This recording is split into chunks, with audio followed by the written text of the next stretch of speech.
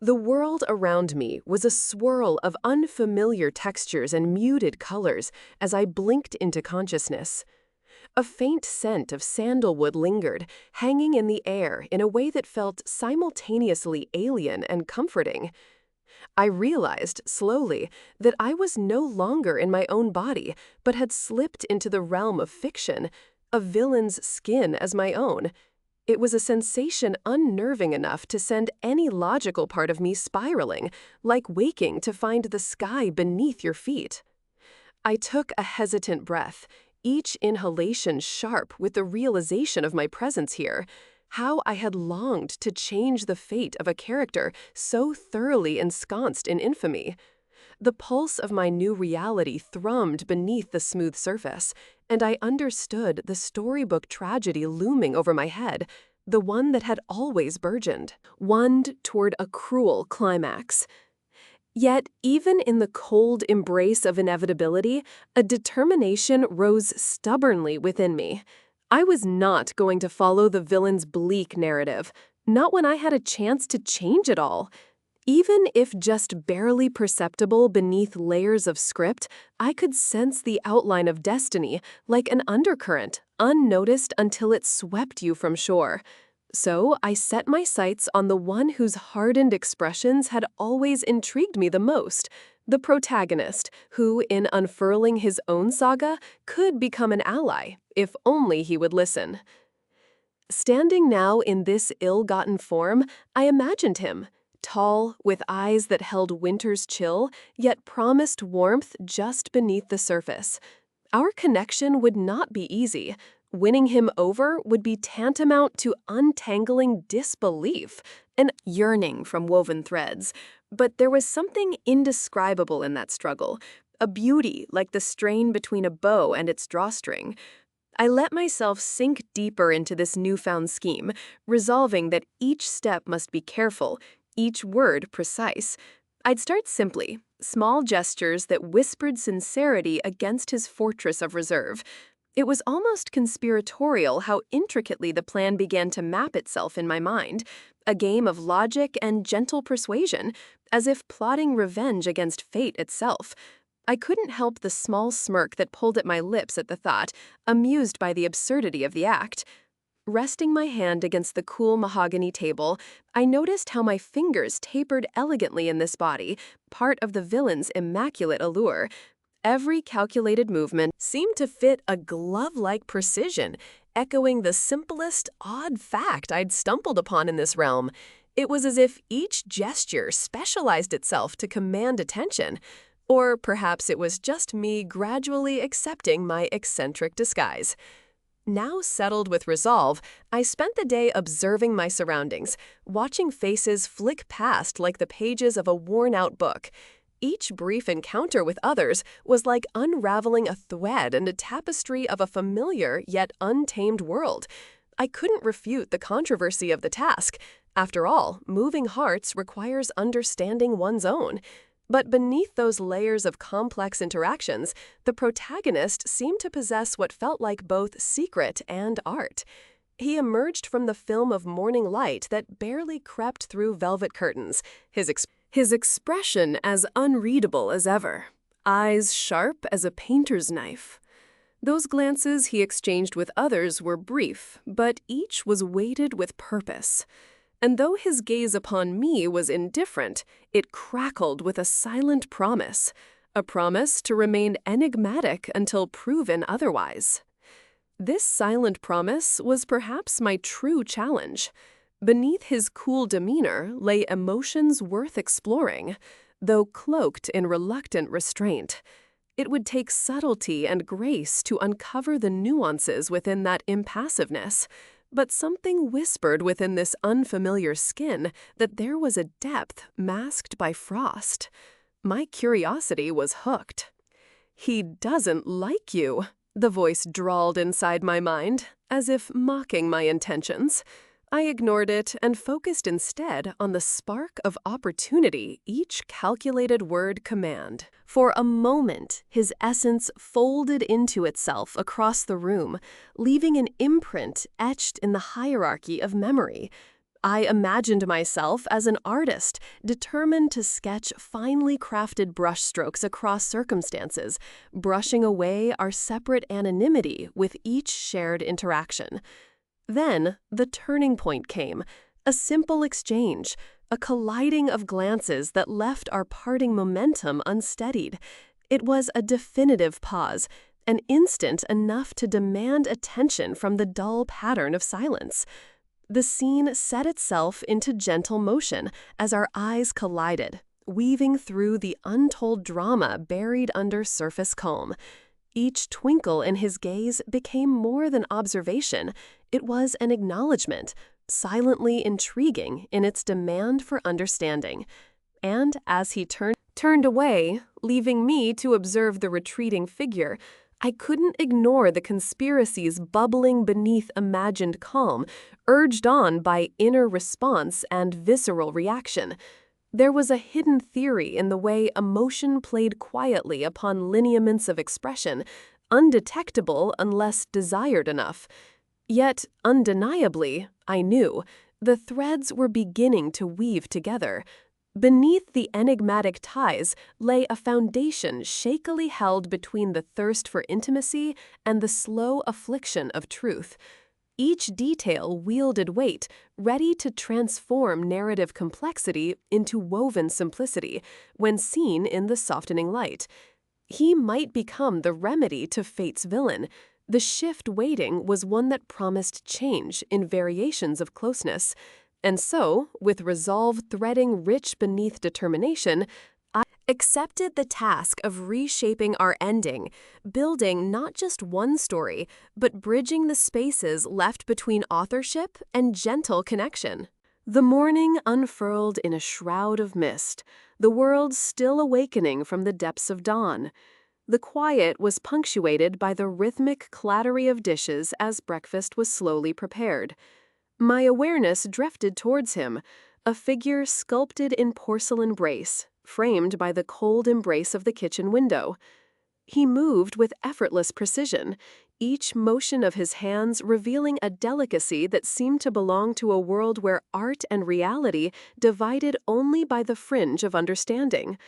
In those gestures lay an unspoken language, spinning tales of solitude and well-guarded dreams. Yet his ice-blue gaze was a frontier, daring anyone foolhardy enough to venture into its depths, whispering warnings like old sirens. Today, however, was particularly significant, not just a fleeting encounter on another hushed morning, but a step further into the labyrinth of guarded layers. The plan was simple, though complicated by his resolute iciness. Pay attention. Every fleeting glance, each almost imperceptible shift of expression, these were pages to an open diary he never intended to write. His head turned slightly my way, no doubt aware of my presence before I made it known. "You're up early." His voice cut through the air, sharp yet strangely soothing, like the crackling of firewood in a forgotten hearth. "Couldn't sleep," I replied, draping nonchalance over my words like a half-hearted blanket. "Thought I'd see what you do with your mornings." He raised an eyebrow, a subtle choreography of truce or challenge. "Not every morning is an episode worth noting."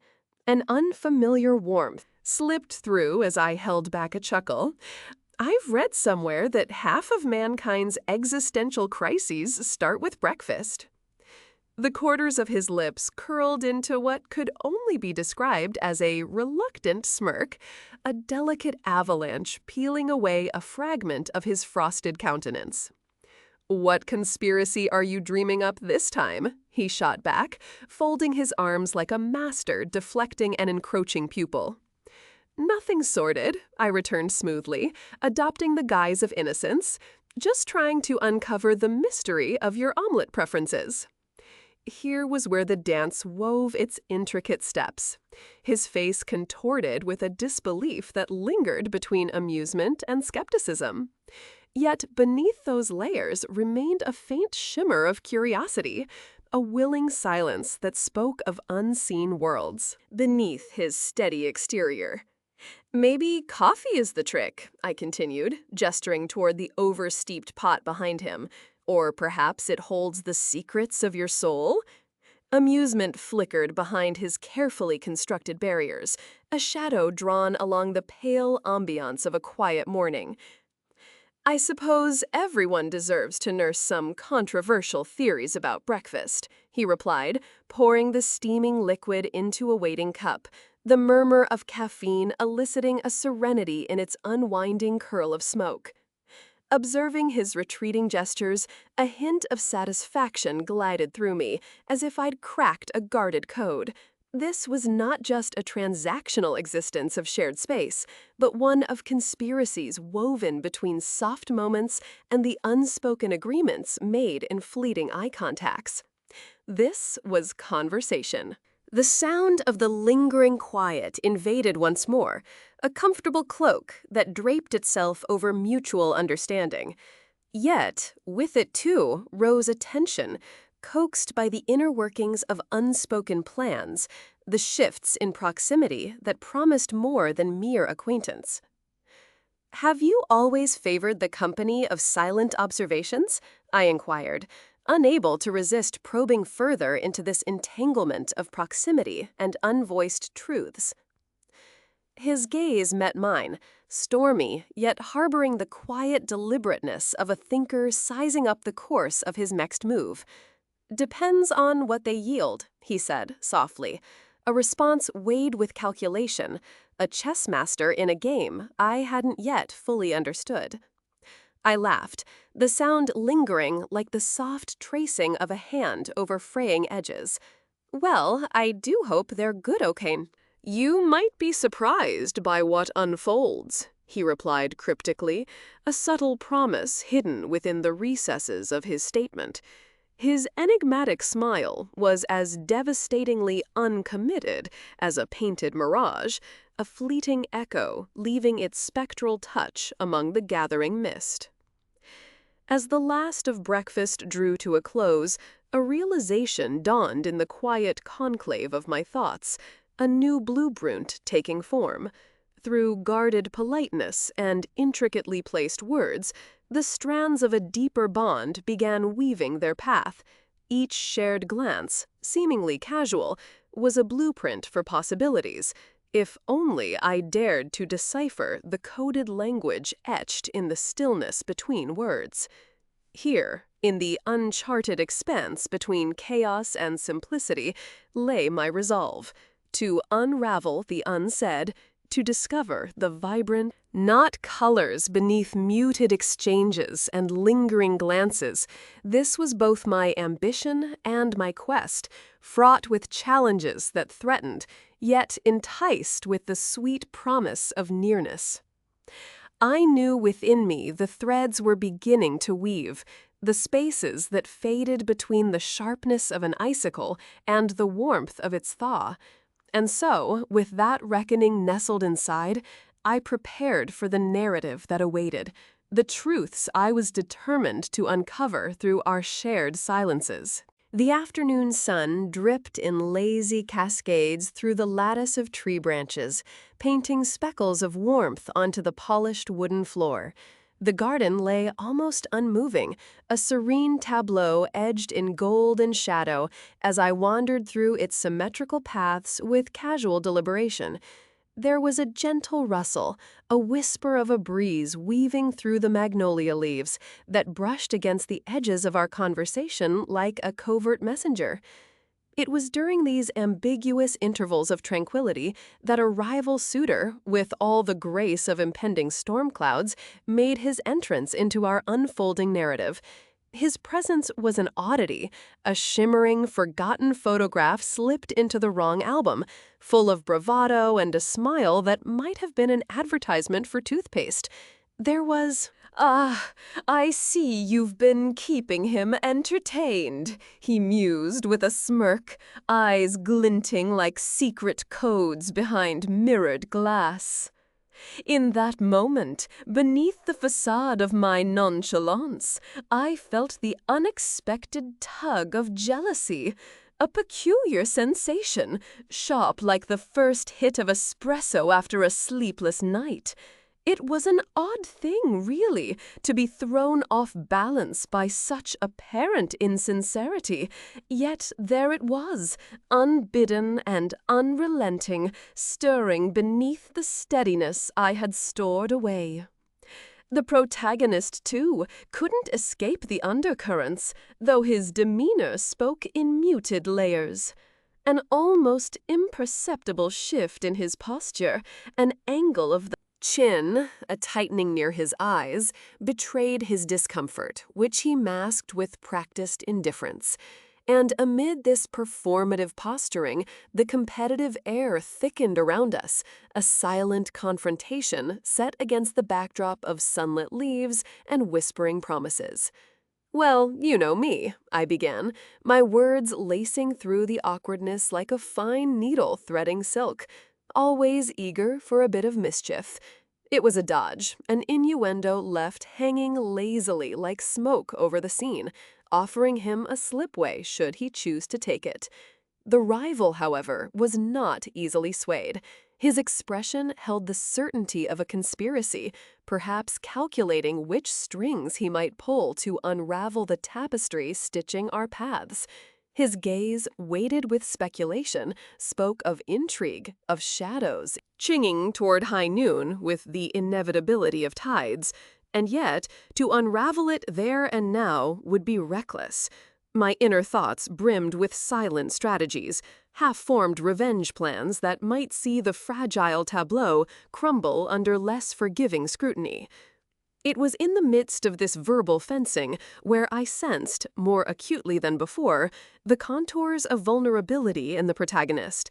An inadvertent flicker in his gaze, like the soft wobble of a setting sun, caught my attention. A raw revelation in the depths of his guarded indifference. It was there, lucid yet ephemeral, a suggestion that beneath his icy veneer lurked emotions tangled in solitude, reminiscent of distant, shadowy dreams daring to surface. Our exchange lingered between words, like weather-stained photographs, poised. The protagonist shifted, seemingly prepared to speak, yet not speaking, trapped in the intricate dynamic of vulnerabilities arrayed between us. The rival looked on, a fleeting observer caught in the crosswinds of our unsaid stories, seemingly unaware of how our silences were etched with significance. "You seem unusually quiet today," the rival pressed, his curiosity seeping through the openness of his false politeness. His intrusion was invasive, a disruption splintering the harmony of our unspoken dialogue. For once, the protagonist responded not with calculated indifference, but with an openness as rare as the rain in July. I prefer to save my words for when they matter. His voice was soft but deliberate, a subtle mirror to emotions previously concealed, now visibly shadowed by real convictions, and my heart skipped in recognition, hope's gentle heartbeat hidden within the folds of our conversation.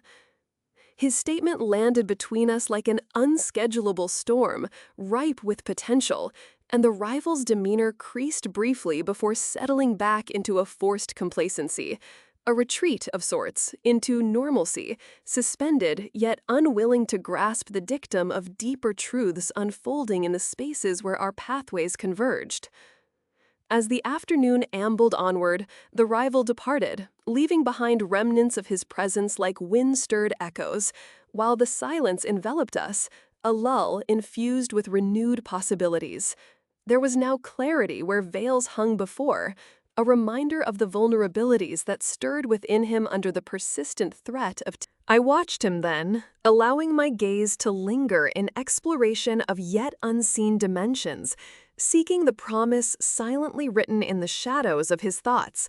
What I found were traces of solitude, an enduring rhythm both familiar and fragile, that urged me to delve deeper in understanding the colors charging our canvas, an ambition that refused simplicity, laced with unexpected sweetness tempting us toward nearness.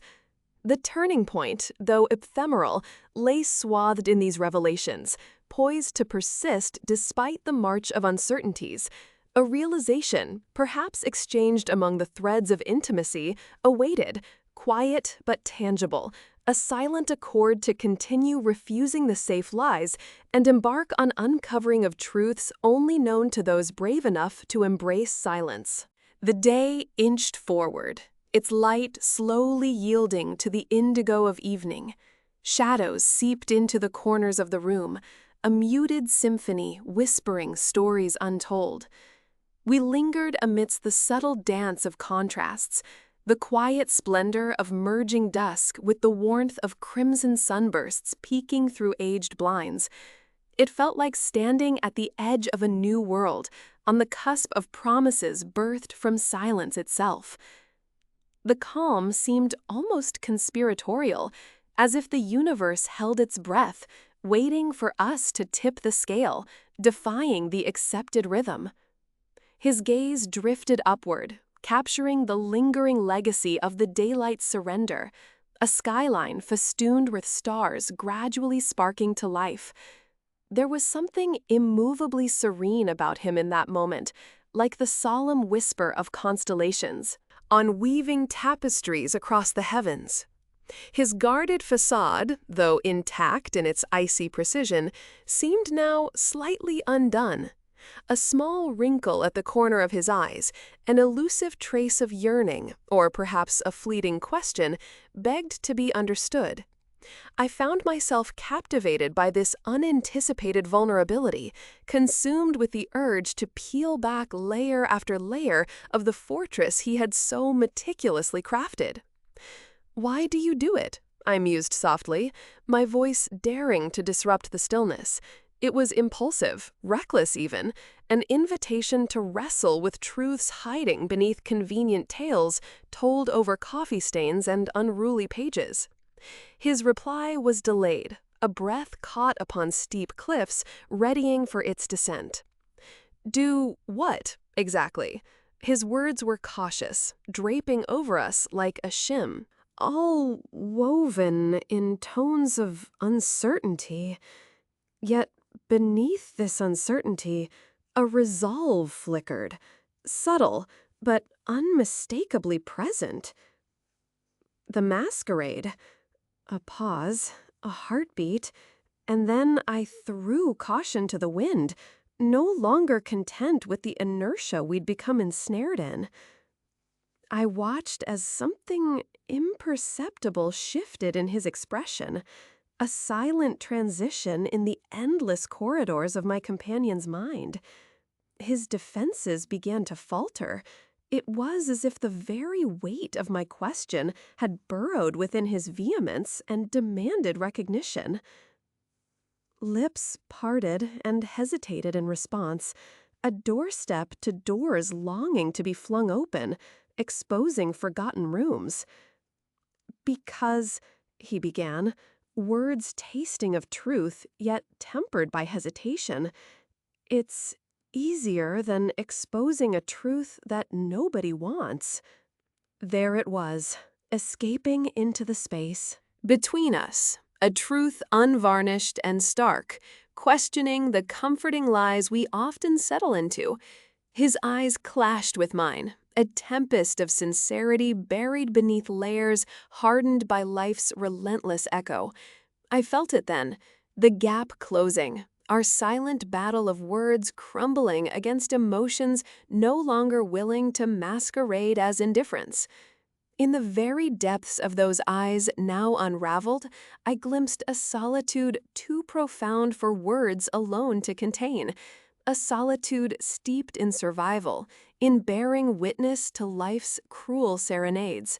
His guard lowered with a sigh, gentle and evocative like the first embrace of spring, mingling with the chilled remnants of winter still clinging to the air.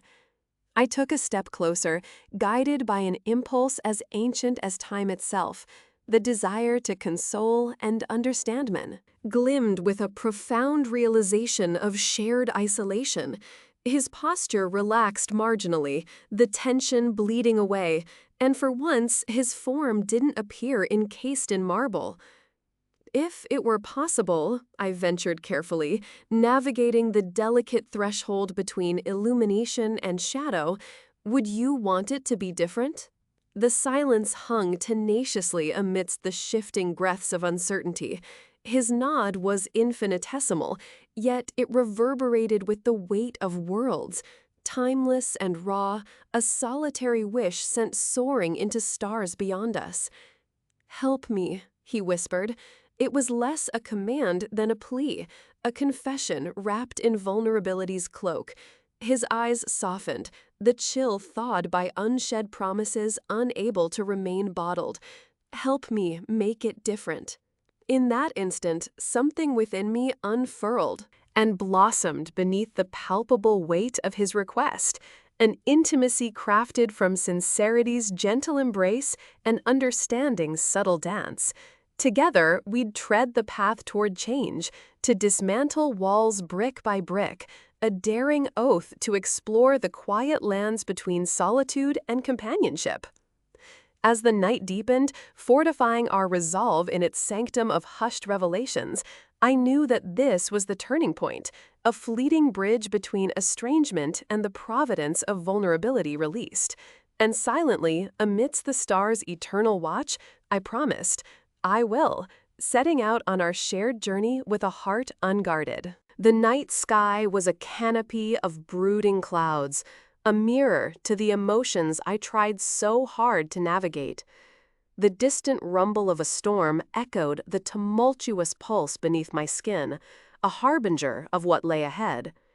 With each raindrop, the air thickened, a promise of release, a metaphor of hearts too long restrained. The protagonist stood just a few feet away, each breath meticulously measured, as if the tempest around us demanded reverence. He looked out toward the horizon, shadows playing tricks across his face, leaving hints of who he was beneath that carefully constructed icy veneer. An inexplicable warmth surged in the space between us, a curious electric pull that defied logic. And there we stood, at the precipice of something unknown, wrapped in the embrace of the storm that began to forgive. Our silent conversations. "Funny how a storm always knows when to arrive," I half joked, my voice barely cutting through the rain's whispers. He didn't respond at first, just watched the downpour, absorbed in a world of thoughts. It was moments like these that chipped away at any conspiracy theories I harbored about his indifference. Without turning, he finally spoke, his voice low and layered with an odd mixture of resignation and hope. "It washes away what's hidden, doesn't it? Leaves everything bare." He glanced at me then, the sincerity behind his words a gentle but undeniable touch. I met his eyes, the softest pause suspended between the cascades around us. There, within their depths, was the revelation, not of cruelty or distance, but of a solitude so profound it mirrored the vast expanse over which the storm reigned. Something shifted then, a small but resolute crack allowing light to filter through. "I've often wished for silence," he confessed, his voice trembling in its quiet boldness. "But maybe, just maybe, I've been wishing for someone to break it." The confession came like a slow bloom against indefinable odds, and my heart responded in kind, yearning to reciprocate his vulnerability with understanding. I marveled at how jealousy and misunderstanding had shrouded my perception, too many calculations clouding the simplicity of his truth. It was I who needed to prod, persist, delve. The rain intensified, a rhythmic accompaniment to our unspoken dialogue. I stepped closer, feeling the elegance of possibility tiptoe around us. Maybe solitude's just another form of loyalty, I remarked, a small secret I shared into the darkened eye of the storm. "Loyalty," he repeated, and with that, the world shifted. His shoulders softened perceptibly, as if shedding invisible burdens. "That's a dangerous word. Or maybe it has potential," I countered gently, infusing hope into my tone. There was a dare nestled between us, a mutual acknowledgement that dared to challenge every expectation. His lips curled into the barest semblance of a smile, a flicker of dawn through the dusky horizon. What a reckless sentiment, he mused, the playful tone a bridge to something infinitely more profound. Empowered by this rare, raw exchange, I could feel the absurd plans of revenge and grandeur that had initially motivated my quest begin to pale. There was warmth in rain, a cleansing blessing that asked nothing but presence. Even without further words, the bond was palpable, a connection forged in the crucible of vulnerabilities revealed. We stood side by side, under the storm's appraisal, acknowledging silently the small inception of trust spiraling around us like the rain. I noticed his hand, tentative, almost moving towards mine, as if considering a newfound freedom.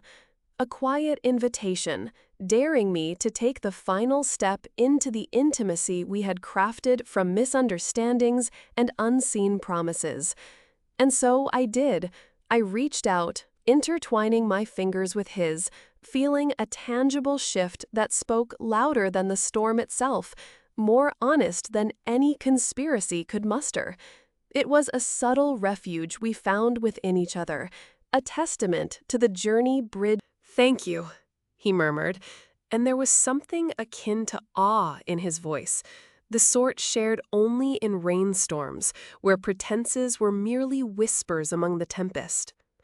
"Anytime," I replied, heart alight with the shared realization that what we had transcended the improbable odds. One step closer, and we began to see the storm's beauty mirrored in each other, a shared understanding that offered a new definition of companionship. As our fingers clasped tighter amidst the rain's gentle descent, it became clear. The storm hadn't just washed the world anew, but had carved for us a new trajectory, one filled with serendipitous revelations and daring whispers beneath a sky shared by souls daring to love. The morning sun sprawled in through the large bay window, its golden rays warming the stone floor and us, a quiet, gentle reminder of how the world endlessly moved towards light, hope. A memoir of that night lived in the rainless air, where confessions tangled in whispers and promises danced like hopeful fireflies against the night. Harry sat across from me now, the play of sunlight caught in his hair, crafting halos around moments we'd yet to understand fully. In the depths of his gaze, there was stillness, yet charged with unsaid words, a bookstore before the rush of bibliophiles, saturated with eager anticipation. It struck me, the quiet depth in his eyes. You could write epics from glimpses alone, paint whole worlds from the soft curve in the angle of his smile. "Do you believe," he started, alerted, his voice a mellow chord in a symphony only we could hear, "that we've somehow conspired with fate to get here?" I couldn't help but let a hint of a grin curl my lips. Conspiries with fate? The thought sparked a delightful intrigue, rich in fantasy, yet grounded in the rawness of our crossed paths. To conspire might imply a little too much agency. I like to think we're just dancing along its whims, weaving patterns as we go. He mirrored my grin, a small victory over uncertainty. And for a moment, I wondered how many novels had pondered the peculiar notion of fate itself, each thread a step, each choice another note in an elaborate dance we didn't realize we were part of until our feet were halfway through the waltz. There, in the comfort of shared silence, the past's shadows lingered, echoed as whispers, echoing against the laughter we now freely shared. There was a time when every word between us was laced with edges, sharp, careful connections that wore us both down, until we had naught but honesty left between us, vulnerability raw and defining. In those early days, we struggled with the unspoken, a feeling akin to sea glass ground smooth, yet unyielding against the sand's constant pull. Now, Harry's hand, tentative but earnest, sought mine across the table, the gesture familiar but never failing to summon a newfound warmth spiraling gently upward from my chest. There was intimacy defined there, silent as it laid witness to the fullness of our truth. Flesh to flesh, the touch sang of shelter, of stitched wounds and the promise of burgeoning skies where dreams could thrive. Burdened by the past, over a half-eaten piece of toast, he confessed, I was terrified of this closeness, of what it might mean or take from me. His eyes lowered, the weight of history shadowing his acknowledgement. And now? I asked softly, knowing well the instinct to guard one's heart, to cradle it beyond reach, lest it bleed stories we might be unready to share. I find that it gives, he replied, the admission a gentle avalanche that settled warmly between my ribs, expansive and weightless. It was like hearing a melody, note first, the progression of harmony as it unraveled in truth, a balm, soothing and definitive. The idea of giving, of crafting instead of clawing, was defiance of everything unkind life had ever tried to weave into our narrative.